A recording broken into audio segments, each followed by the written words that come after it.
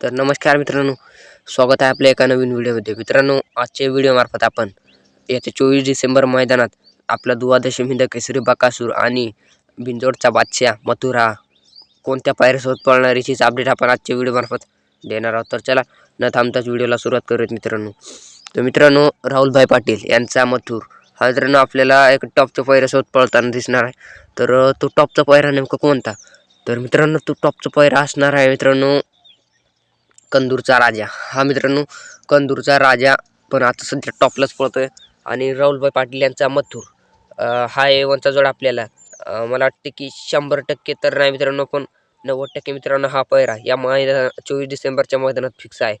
तर मित्रांनो, राहिलेला विषय म्हणजेच आपला देव बकासूर. मित्रांनो, कालच्या मैदानात पुसेगाव मैदानात बकासूर जरी का हारला, पण मित्रांनो आता या मैदानात आपला बकासूर 100% मला वाटते की गुलाल नक्कीच घेणार. कारण की बकासूरसोबत असा एक टॉपचा पायरा फिक्स झालेला आहे की तो पायरा म्हणजे जर का बकासूरसोबत पळाला तर बकासूर म्हणजे गुलाल नक्कीच घेतं. तर मित्रांनो, तो टॉपचा पायरा कोणता?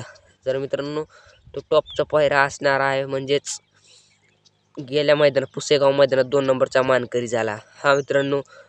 तो म्हणजे स्वर्गीय पंढरी शेठ फडके यांचा सर्जा 10-10 मित्रांनो, 10-10 सरकार हा मित्रांनो. सर्जा 10-10 आणि आपला दुवादशी हिंद केसरी बकासूर आपल्याला या मैदानात 100% हा फिक्स पळताना दिसणार आहे मित्रांनो.